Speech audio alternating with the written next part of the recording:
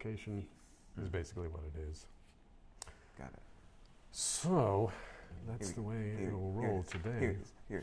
Hey, hello there everyone. Welcome to Advanced Studio Classroom Monday live stream. Good to have you back with us, or if you're joining us just for the first time, welcome. Glad to have you with us. I'm Peter. This is... I'm David. So good to be here with you, Peter. Yes, man of many talents, as you can see already. We're always glad to have David with us on the live stream. We are talking today about communication, kind of a broad topic, but as always, our goal here is to help you improve and practice your English vocabulary. So we'll be talking about communication, some words that come up around issues of communication. And just so you know, this is kind of a treat for you all, I think, in that it's not an article in our current October magazine. It's in the November magazine. Ooh. And the cover story, as you can see, is about, it's called Everything Radio. Radio, and it's a museum that shows the history of radio and such. And so that got us thinking about communication and the way it used to be done and how it's evolved over basically the past century or so. And so we thought we'd talk about communication with you guys today. Speaking of communication, Steve told us that he's doing a Pokemon Halloween party. A Pokemon Halloween party? How about that? That's cool. Oh man, that was our second topic for today, a Pokemon Halloween party. But we decided to start with communication, and if we have time left, we'll get to the Pokemon Halloween party. And hello, Agatha. Hi, Agatha and Steve. Good to have you both with us. So, as you can see, our poll question, which you're still invited to reply to throughout the live stream. I know a lot of you reply to it beforehand. That's great. But feel free to reply throughout the live stream. What do others say? What do other people say about your communication skills? Do people say that, oh, you're crystal clear? Do they say that people generally understand me, you know? Or I often have to explain things twice, you know? Some of us are like that. Or people generally don't understand me, in which case, we're glad you're here. That's because right. We're going to help people understand you, help you understand them. It's all going to be great. That's right. So wherever you are at the level in our poll, we're glad to have you with us. And yeah, so far it looks like for most of you, people generally understand you. That's good. Some of you, people say that you often have to explain things twice. And me personally, I'm kind of between number 3 and number 4 on that list. I often have to explain things twice or more.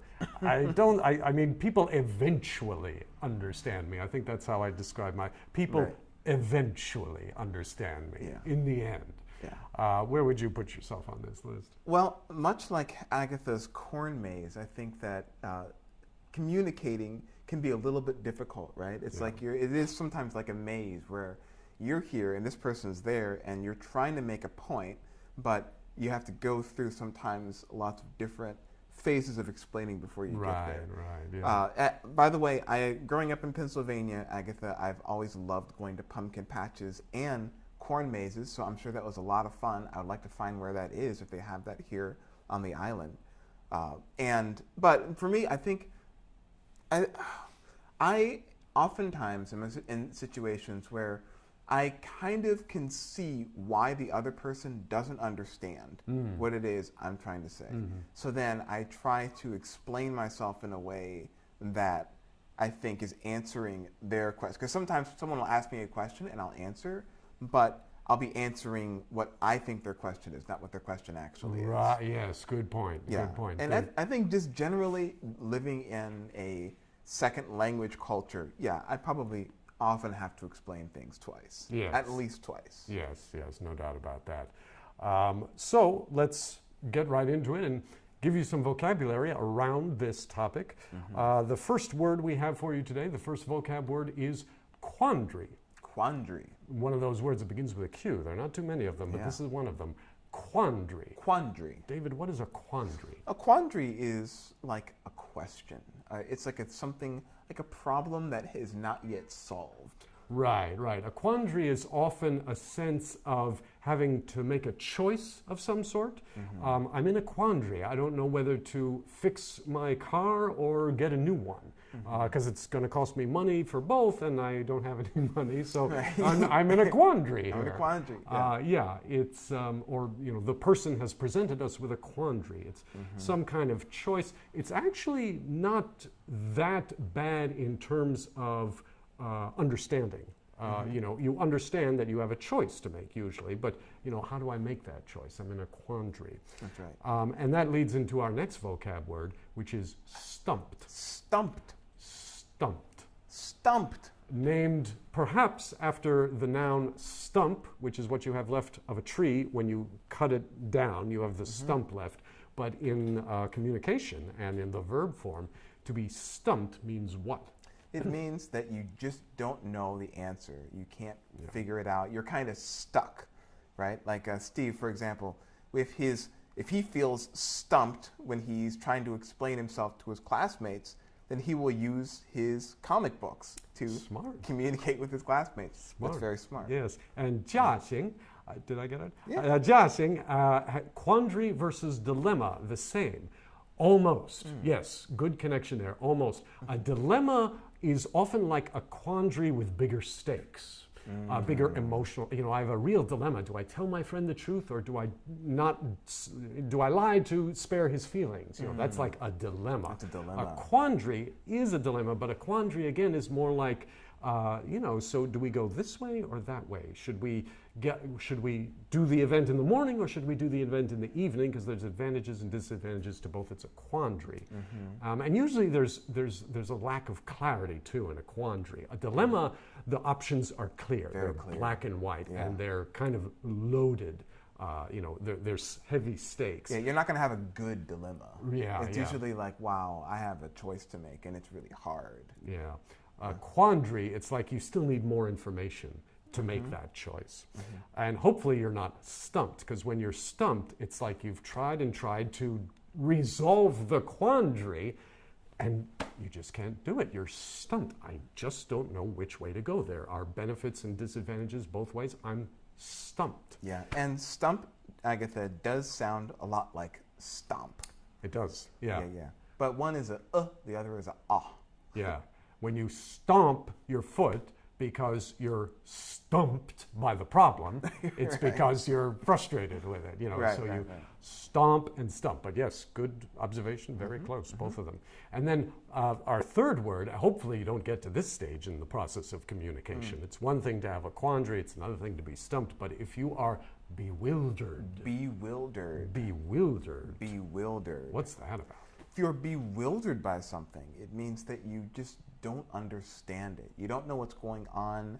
You're really having trouble understanding how this thing could have happened or what is happening around you. You're bewildered. Bewildered is just, what? I don't know up from down. I'm just, the information you're giving me, that you're communicating to me, just doesn't make sense. It's not a quandary. I don't know what to be stumped about. I can't find my bearings. It's like you're in a cloud, a fog of some sort. You are just bewildered. Yeah, I get some really good stuff here. So stomp is something that you would do if you wanted to put out a fire, right? Something's on fire on the ground, you stomp on it to put the fire out. Very good, Poyu.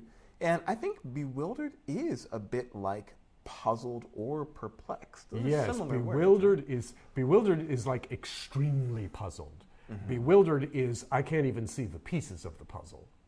Bewildered, when you are bewildered, it's like you've just landed on another planet or something. It's a real, what you're saying to me, I'm just bewildered. You're saying pigs can fly? I'm bewildered, It's a very extreme form of confusion and lack of understanding. Where does perplexed fit into that? Perplexed is kind of like between stumped and... Perplexed is before you're stumped. You're perplexed is when you're challenged by something that you've got to figure out. You're perplexed, but you still have hope that the problem can be resolved, that the puzzle can be figured out. But right now you're perplexed about it. But that's another way to understand bewildered. When you're bewildered, it's just like, I don't know how. I don't know. How could that happen? I don't even speak the language. I am bewildered. you either need much more information or you need to go to another planet. Right. Esther, hello Esther. Hello, Esther. Confused? Yes, confused, a sort of basic word that you can lump bewildered and stumped and quandary under. We're sort of giving you more nuanced English terms that basically mean confused or not understanding something yet. And Joy, hello Joy Jandol. Hi Joy. David Morton can be the spokesman for 微力的账面. That's right.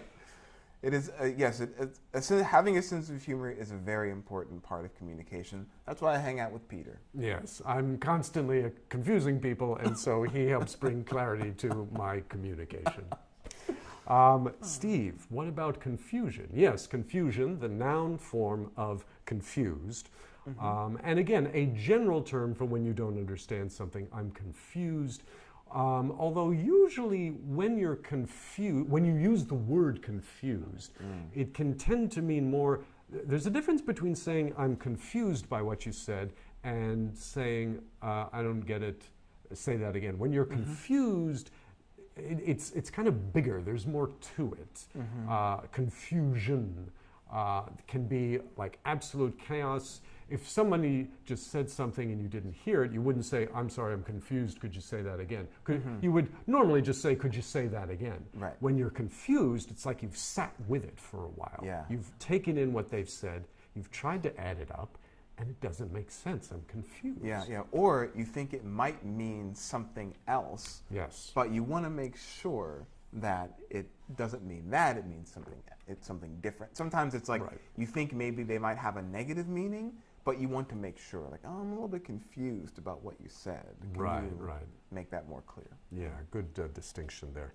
Let's go to our discussion question now. It's great that you guys are chiming in with your comments and everything. We'll give you a little more to chime in about our discussion question for today, talking about communication. What is your preferred method of communication? And it's kind of set out like our poll again here. We're going to give you 4 choices. Your preferred method of communication. Is it in person? Is it phone or Zoom call?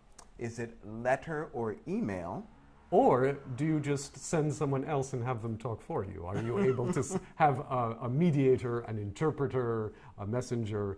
We're having a little fun there, but there are some people who will prefer not to be in a position where they have to give detailed information, explain something in some way, and so they'll ask someone else to do it. So this is based in reality. We're having a little fun with it, but it's based in reality. What's your preferred way?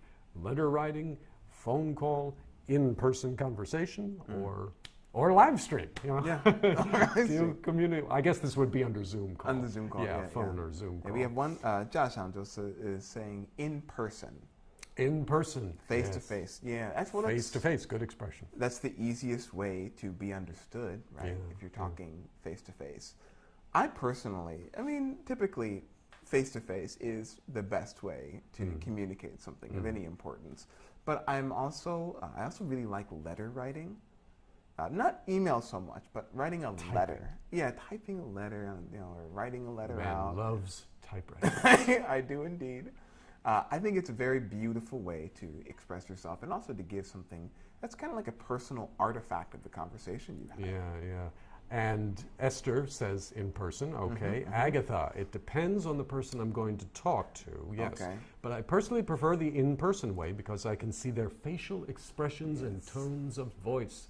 Yes. Yes, absolutely. And having said all that, though, I think for myself, I may have a slight preference for letter writing or email now, this is in the context of needing to explain something. Obviously, if I just want to hang out, have a pizza with David or something, I want to be in person with him. I don't want to write a letter about I'm enjoying having a drink and I hope he's enjoying having a drink at the same time. It's when I have to explain something, when I have to really communicate an idea. Then letter writing or an email helps me organize my thoughts because you get to do multiple drafts of it.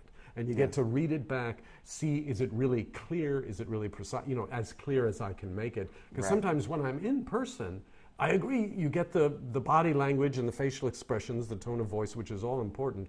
But sometimes if you say it wrong, then it can be misunderstood in a way that can make the following conversation more difficult. That's right. Because you don't get a second draft when you're talking in person. That's right. So there's something to think about. It depends on your kind of personality. Right. Steve, what does Steve has to say? Well, Joy says that she likes to use, I guess, all those different ways interchangeably, depending on the situation, which, hey, it's good to have lots of tools in your toolbox. Yeah. Steve says that his preferred method of communication is not only comic books, but also using Instagram, online, social media, because it looks like he has an online community of friends where they talk about cars and art collection. Oh, that's great. That's you really have some nice. Interesting hobbies there, Steve. Yeah, comic books, art, collecting, cars. We're going to have to find a good topic for you one of these days. That's right. We're winding down in terms of our time here, but we've given you 3 vocab words that are about confusion in some way, in various degrees. So let's give you some that are about clarity and understanding. And the first of those vocab words is gist. Very simple, short little word, G-I-S-T, gist. Dave, what does gist mean? If you get the gist of something, it means that you have a basic understanding of what it is. Right. You'll almost always hear it in that expression, I get the gist of it.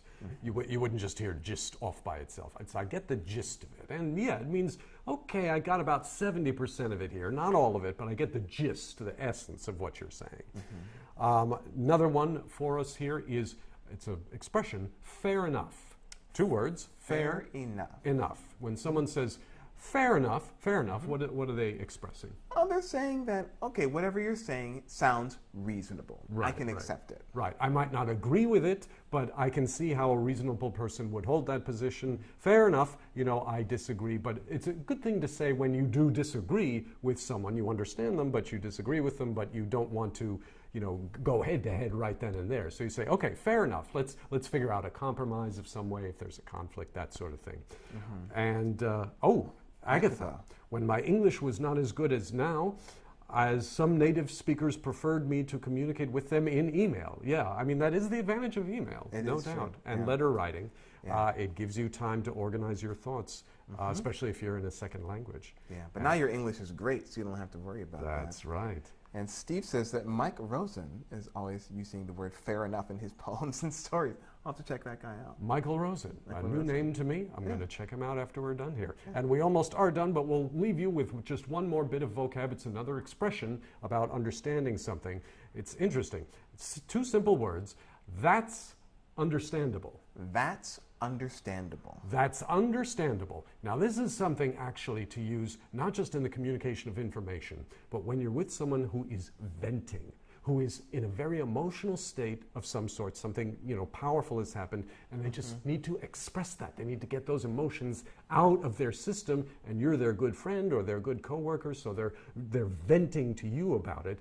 And it's very easy to say, yeah, I understand, even if you really do understand. But that can make the other person feel like you don't understand, because you know how when you're in the middle of a very powerful emotion, it feels like no one in the world really understands what you're going through, the loss you've had or the anger you're feeling or whatever it may be. So instead of saying, I understand, even if you do, say, that's understandable.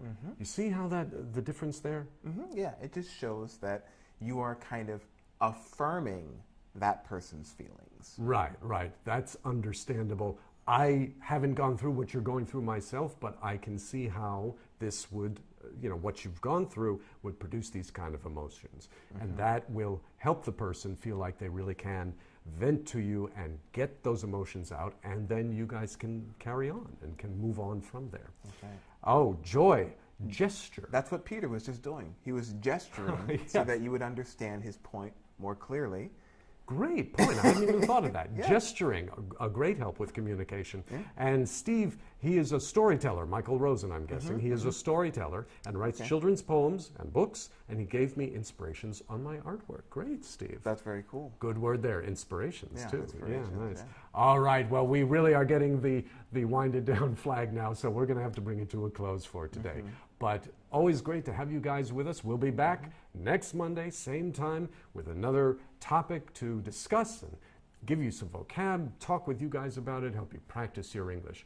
But for today, I'm Peter. I'm David. Saying bye-bye. Bye-bye. Excuse me, I got a Oh, call. yeah.